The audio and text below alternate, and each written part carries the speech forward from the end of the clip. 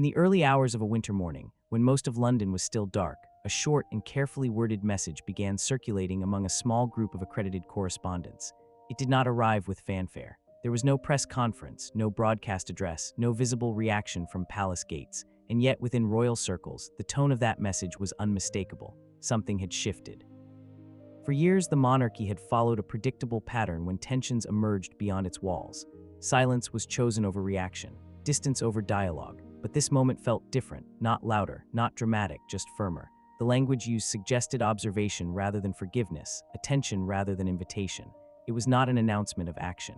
It was a signal that the situation was now being formally acknowledged. This message appeared against the backdrop of several days of rapid and confusing developments. Online discussions, conflicting reports, and removed articles had created an unusual sense of instability around figures who had once seemed settled far from royal life. What had been private matters were suddenly part of wider conversation, even if much of that conversation remained unverified and incomplete. Observers noted that the monarchy's response was notable not for what it confirmed, but for what it refused to dismiss. It did not deny that serious questions were being asked. It did not suggest that time alone would resolve the issue. Instead, it implied that the institution was watching events unfold with renewed focus, aware of potential consequences that extended beyond reputation or family disagreement. At this stage, no official findings had been released, no formal investigations were announced, and yet the language used hinted at responsibility, legacy, and long-term consideration. It suggested that personal regret, while human, does not automatically remove public impact. For an institution built on continuity, that distinction matters. This was where the atmosphere began to change. What had once been treated as distant noise was now being treated as a developing situation. Not a scandal, at least not officially. Not a resolution, certainly not, but a moment when silence alone was no longer sufficient. And as this message quietly settled into the news cycle, many began to ask the same question. If this was only the opening response, what had happened to make it necessary, and what might follow? To understand why that moment mattered, it helps to step back and look at the longer arc that led here. For more than 5 years, the relationship between the monarchy and the Duke and Duchess who stepped away from royal duties followed a fixed and cautious rhythm. There were interviews, documentaries, books, and legal disputes, but from the palace itself there was little visible response. The strategy was deliberate. By not engaging, the institution avoided validating claims, avoided escalation, and preserved a sense of distance between official structures and personal grievances. During that time, the focus of public attention slowly shifted. What once centered on royal duty began to resemble a celebrity narrative shaped largely outside the United Kingdom. Commercial ventures replaced ceremonial roles. Media appearances replaced formal engagements. For many observers, the story felt settled, even if unresolved. The assumption was that both sides had chosen separate paths and would remain there. That assumption began to weaken in mid-January, when a series of events unfolded in quick succession. According to public commentary and unverified reports circulating online, a personal disagreement occurred in a public setting in Los Angeles. It was not initially treated as significant. Similar moments had appeared before and faded quickly, but this time, the aftermath did not fade. Within a day, excerpts from what was described as an informal, off-the-record conversation attributed to Prince Harry appeared briefly in the press before being removed. The content of those excerpts, while never officially confirmed, suggested a level of personal reassessment that had not been publicly expressed before. The tone described by those who claimed to have seen it was reflective rather than accusatory, but it raised questions about influence, decision-making, and the nature of relationships that had shaped recent years. The speed with which that material disappeared only added to the confusion. Some speculated about legal pressure. Others suggested editorial caution. No clear explanation was given. What remained was the impression that something had been said that was not meant to circulate, yet had already been seen by many. At roughly the same time, reports emerged that Prince Harry had changed his living arrangements and had begun consulting legal advisors on matters involving his children. Again, no formal filings were made public, and no official statements confirmed these steps. Still, in royal and legal circles, even preliminary consultations can carry weight. They suggest preparation, not impulse. This combination of events altered the internal calculation at the palace. What had once been viewed as external noise now appeared to intersect with issues the institution considers fundamental. These include the use of royal identity, the welfare of descendants, and the precedent set by how disputes are managed across borders and jurisdictions. According to sources familiar with palace operations, this was when senior figures were briefed more fully. Such briefings do not imply judgment or action by themselves. They are designed to map potential risks, reputational exposure, and long-term implications. In this case, the concern was not limited to media fallout. It extended to questions about children of royal descent growing up entirely outside the frameworks that traditionally surround them. The monarchy has long maintained internal guidelines for scenarios that involve family members who step away from official roles. Most of these guidelines are rarely used and remain confidential. They exist not to punish, but to manage boundaries, access, and responsibility. In recent years, many of these frameworks were left dormant because there was little reason to activate them. That changed when personal developments appeared to intersect with institutional ones. The palace was faced with a situation that was no longer purely about narrative control. It was about whether continued non-engagement could itself become a form of neglect. This is where the language of that early morning message becomes clearer. It did not signal reconciliation. It did not announce discipline. It established that observation had resumed at an institutional level. It suggested that documentation, rather than dialogue, was now the priority. For those familiar with royal history, this approach is not unusual. When the monarchy anticipates prolonged uncertainty, it often moves quietly, preparing structures before making any outward moves. The goal is not speed, but stability. At this point, many questions remained unanswered. What exactly had been said in private? What legal steps, if any, would follow? And how far was the palace willing to go to involve itself again in a story it had spent years stepping away from? These questions marked the beginning of a new phase, not a crisis declared, but a discussion reopened. And as the days progressed, that discussion only grew more complex. As that new phase began, the tone of public discussion shifted from certainty to uncertainty. Instead of firm claims or fixed positions, the conversation moved toward questions. Many of them were uncomfortable, and most had no clear answers. What had changed inside a situation that once seemed locked in place? Why now, after years of distance? And what, if anything, could realistically be done without reopening old wounds? In the days that followed, online commentary and analyst discussions began to focus less on blame and more on structure. People were no longer asking who was right or wrong in past disputes. They were asking whether the arrangements created after the departure from royal life were still holding. Some commentators noted that distance can sometimes hide problems rather than solve them. When families separate across borders, small issues can grow unnoticed until they surface all at once. There was also renewed attention on the role of influence, not in the sense of accusation, but in the sense of environment. Public figures do not exist in isolation. They are surrounded by advisors, friends, business partners, and informal gatekeepers. Over time, those networks shape decisions, access, and perception. In this case, some online discussions suggested that certain individuals who had remained largely invisible to the public may have held outsized influence behind the scenes. It is important to note that none of these discussions amounted to verified findings. They reflected interpretation, not confirmation. Still, within institutional settings, even unproven patterns can trigger review if they appear repeatedly across different contexts. The palace is known to take such patterns seriously, especially when they involve reputation management or the welfare of minors connected to the royal line. This is where the focus subtly shifted again, toward the children. Until recently, Archie and Lilibet had been largely absent from formal royal conversation. They appeared occasionally in photographs or statements, but they were not central to policy discussions. That changed when reports emerged suggesting that legal advice was being sought with their future in mind. From an institutional perspective, children of royal descent occupy a unique position. They are private individuals, but they are also part of a public legacy that spans generations. The monarchy has historically struggled with balancing those two realities, sometimes successful. Sometimes not. Past mistakes have made current decision-makers more cautious. As a result, internal discussions reportedly centered on principles rather than personalities. How does the institution fulfill a duty of care without overreach? How does it offer protection without appearing to reclaim control? And how does it avoid repeating patterns that caused harm in earlier decades? These are not questions that produce quick answers. They require legal input, psychological expertise, and careful coordination across jurisdictions. They also require restraint. Any visible move can be misread as judgment, retaliation, or public theater. This is why, according to observers familiar with royal operations, silence continued on the surface even as activity increased behind the scenes. Meetings were held, documents reviewed, and contingency plans outlined. None of this was announced. It was preparation, not execution. Public reaction during this period was mixed. Some viewed the renewed attention as overdue accountability. Others worried it risked reopening a chapter many felt was already closed. Media outlets tread carefully, often framing coverage as analysis rather than reporting, mindful of the lack of confirmed details. At the same time, social platforms became spaces of speculation.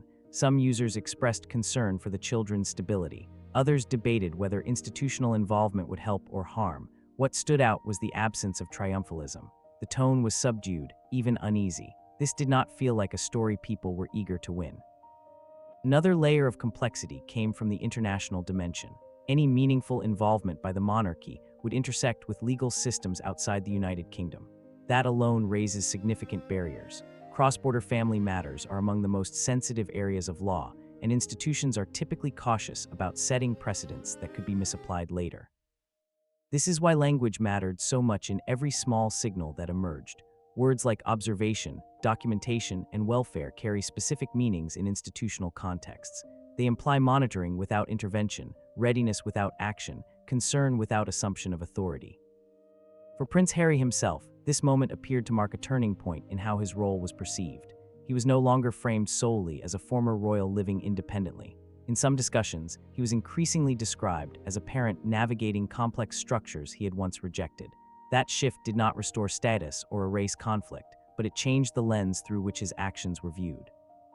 Still, uncertainty remained. No one could say with confidence how far the situation would go. Would it result in formal legal filings? Would it remain an internal review that never surfaced publicly? Or would it slowly fade as earlier controversies had? What followed only added to that uncertainty. Subtle signs suggested that more than one senior figure within the royal family was now engaged, each in different ways, not through speeches or interviews, but through decisions that, while unseen, could shape outcomes for years to come. This was the point at which the story stopped being about a single rupture and started to resemble a broader reckoning. Not dramatic, not explosive, but quietly consequential. And for many watching closely, it was clear that whatever came would be guided less by emotion and more by structure, precedent, and an effort to prevent long-term damage. That realization set the stage for the phase, where patterns began to emerge, and the implications of those patterns became harder to ignore. This is where the situation began to take on a clearer shape, not through announcements, but through repetition. When similar concerns surface in separate conversations, across different offices, and among people who do not usually align, institutions start to notice. What had once looked like isolated tension began to resemble a pattern that could no longer be dismissed as coincidence or temporary strain. Observers familiar with royal processes noted that attention turned toward historical records, not to revisit old disputes, but to understand how certain figures and dynamics had moved through royal-adjacent spaces over time. Patterns of access, patterns of presence, patterns of influence. None of this was about assigning guilt. It was about understanding exposure. In institutional settings, patterns matter more than intent. Even well-meaning relationships can create risk if boundaries are unclear. According to public commentary and unverified discussions among royal analysts, there was renewed interest in how informal networks had interacted with formal structures in the years before and after the departure from royal duties. The concern was not that rules had been broken in obvious ways, but that rules may not have existed where they should have. This is often how tension rises quietly, not through a single dramatic revelation, but through accumulated discomfort. Each new detail, while inconclusive on its own, added weight to the overall picture. At this stage, senior figures reportedly began asking less about what had happened and more about what might happen again if nothing changed. The concept of precedent loomed large. The monarchy does not only manage the present moment, it manages the future by deciding which behaviors become normalized. If unresolved vulnerabilities were allowed to persist, they could resurface years later in different forms, involving different people, but producing similar harm. This concern appeared to resonate particularly with those responsible for long-term continuity. According to analysts, there was a growing sense that emotional restraint alone was no longer sufficient. Structural safeguards were being discussed, not as punishment, but as insulation. The goal was to ensure that private decisions made today would not expose future generations to unnecessary risk.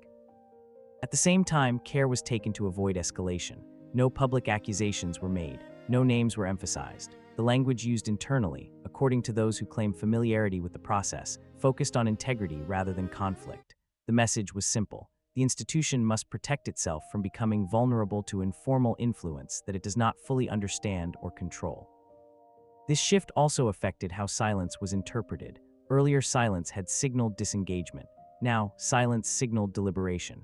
For those watching closely, the absence of denial became meaningful. It suggested that the palace was neither rushing to defend nor eager to condemn. It was choosing to wait, to observe how events unfolded outside its direct influence.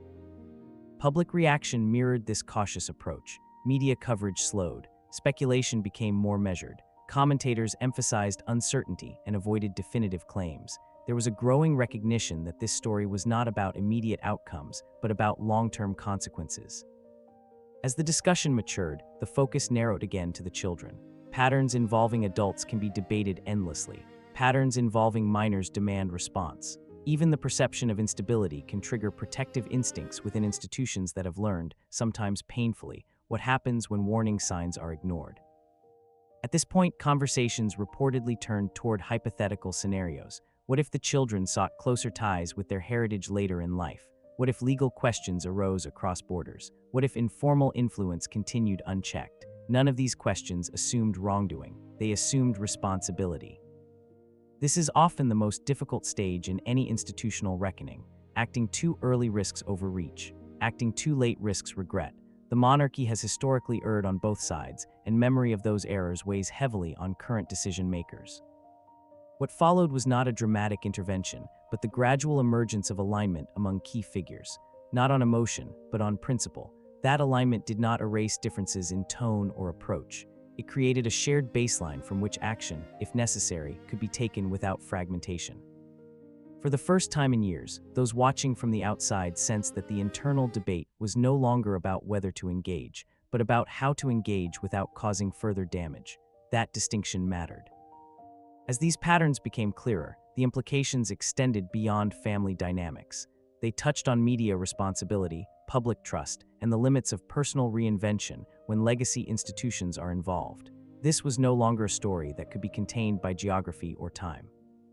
And as that realization settled in, attention shifted outward toward how the wider public, the media, and related institutions were beginning to respond.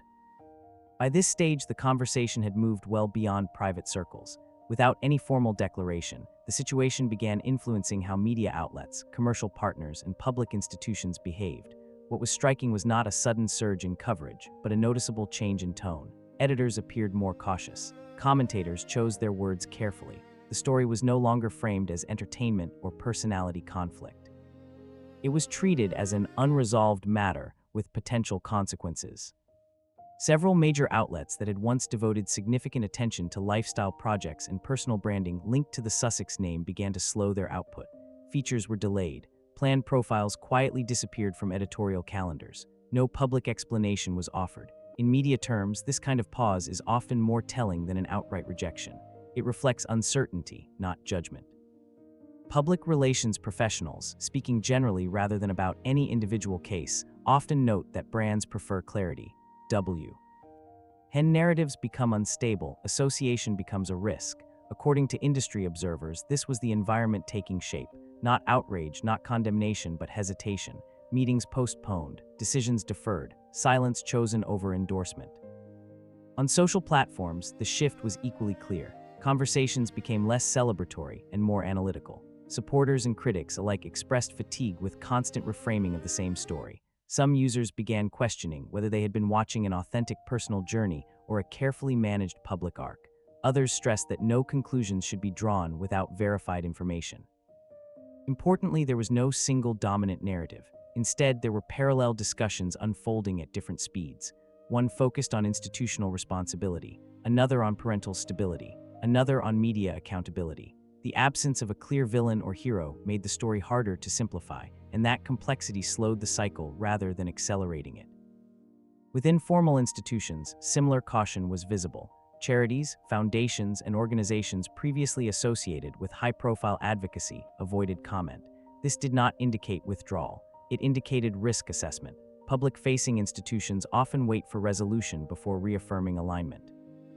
The monarchy's own approach reinforced this restraint. No additional statements followed the initial acknowledgement. No clarifications were issued. According to observers, this was intentional. By refusing to fill the silence with commentary, the institution avoided steering public opinion or appearing to influence external processes. This approach also placed responsibility back on other actors. Media outlets had to decide how far to go without official confirmation. Commercial partners had to evaluate exposure. Public audiences had to sit with ambiguity. In that sense, the palace's restraint reshaped the environment without direct intervention. As days passed, the story did not disappear, but it changed shape. It became less about what had allegedly been said or done, and more about what might happen. Speculation focused on legal possibilities, not personal drama. Analysts discussed frameworks rather than feelings. This shift was subtle, but significant. It suggested that the situation had entered a phase where outcomes would be determined by process rather than narrative, by institutions rather than interviews, by documents rather than statements. For many observers, this was the moment the story stopped feeling reactive and started feeling procedural. And once a situation enters that space, it tends to move slowly, deliberately, and with consequences that unfold over time rather than headlines. That is why the discussion did not fade. It settled, and in doing so, it created the conditions for the and perhaps most important question. Why, after so many years of distance, does this story continue to hold weight, and why does it resist resolution? This is why the discussion has not faded. It continues because it touches on issues that cannot be closed with a statement or resolved by waiting. At its core, this is not simply a story about personal conflict or public image. It is about how large institutions respond when private choices begin to intersect with long-term responsibility. For the monarchy, the challenge lies in balancing restraint with duty. Walking away entirely once served a purpose. It allowed space, reduced tension, and respected autonomy. But autonomy becomes more complicated when children are involved, and when the actions of adults create environments that may later be questioned. Even without confirmed wrongdoing, uncertainty alone can demand attention. From the outside, it may appear contradictory. Why re-engage now after years of silence? The answer offered by analysts is consistency, not contradiction. Institutions evolve as circumstances change. What was appropriate when the separation was new may no longer apply when new variables emerge. Time does not freeze responsibility. In some cases, it clarifies it. There's also the matter of precedent. How this situation is handled will quietly inform how similar cases are approached in the future, not just within the royal family, but across other legacy institutions watching closely. Decisions made here will be studied, referenced, and possibly replicated. That alone ensures caution. For Prince Harry, this moment represents a different kind of reckoning. Not a return, not a reconciliation, but a confrontation with structures he once rejected. By engaging legal frameworks and institutional processes, he has shifted the story from personal narrative to procedural reality. That move carries consequences, intended or not.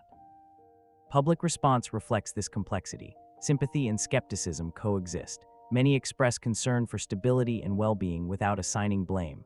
Others question whether institutions can truly protect without controlling. These debates do not resolve easily because they involve values that often conflict. Media coverage mirrors that tension. The absence of definitive information forces restraint. Responsible outlets emphasize what is not known as much as what is discussed. This slows the story, but it also deepens it. Slow stories linger. Another reason this discussion continues is its generational aspect. The monarchy thinks in decades. Decisions are rarely about the present alone. They are about what future leaders inherit, both structurally and morally. When current events threaten to create long-term vulnerability, they demand careful response. This is especially true when children stand at the center of uncertainty. Regardless of public status, children represent continuity. They also represent the future audience of today's decisions. How they are protected or not will one day be judged by outcomes rather than intentions. At the same time, there is no clear end point in sight. Legal processes, if they occur, will take time. Institutional reviews move slowly by design. Public attention may drift, but the underlying questions will remain until they are addressed in some form. This is not a story driven by momentum. It is driven by gravity. Each element adds weight, making it harder to simply move on. And as long as that weight remains, so will the discussion. In moments like this, silence does not mean inaction. It means preparation. And preparation suggests that whatever comes will be measured, restrained, and deeply considered. That understanding brings us to the final reflection, not on outcomes, which remain uncertain, but on what this moment reveals about institutions, responsibility, and the quiet ways in which history continues to shape the present. As this story reaches its current pause, what stands out most is not what has been said, but what has been deliberately left unsaid. There has been no victory claimed, no blame formally assigned, and no clear resolution offered. Instead, there is a sense of watchfulness, a recognition that some situations cannot be rushed without causing further harm. For institutions built to last, restraint is often the hardest choice. It requires accepting discomfort, public speculation, and uncertainty. Yet history shows that rushed responses often create deeper fractures than the problems they aim to solve. In this case, the absence of dramatic action suggests an awareness of that risk. It is also a reminder that personal stories do not exist in isolation when they are tied to legacy. Individual choices ripple outward, touching systems, reputations, and future generations. That does not make those choices wrong by default. It makes them consequential, and consequences demand careful handling, not reaction. For the public, this moment invites patience. Much of what is discussed remains unverified. Many details may never be confirmed. That uncertainty is uncomfortable, but it is also honest. Not every story ends with clear answers, especially when multiple jurisdictions, private lives, and institutional duties overlap. What can be said is that the focus has shifted away from spectacle. There is no sense of entertainment here, no appetite for scandal. The prevailing mood is quieter, more reflective. People seem less interested in choosing sides and more interested in understanding how stability can be preserved. For the children at the center of these discussions, that shift matters. They are not symbols or arguments. They are individuals who will grow up shaped by decisions made long before they can understand them. If this moment achieves anything, it may be a renewed commitment to ensuring that those decisions are made with care. The monarchy, like any long-standing institution, carries the weight of its past mistakes as well as its traditions. That memory appears to be guiding its current posture, not toward punishment, not toward erasure, but toward containment and protection. Whether that approach succeeds remains to be seen. Prince Harry's future relationship with the institution is uncertain. So is the future shape of the arrangements now being discussed. What is clear is that the story has moved beyond emotion and into structure. And once that happens, outcomes tend to be slower, quieter, and more enduring. In the end, this may not be remembered as a turning point marked by a single event. It may be remembered as a period of recalibration, when silence was used not to avoid responsibility, but to prepare for it. And as with many moments that shape history quietly, its significance may only become clear years from now, when the noise has faded and the consequences remain.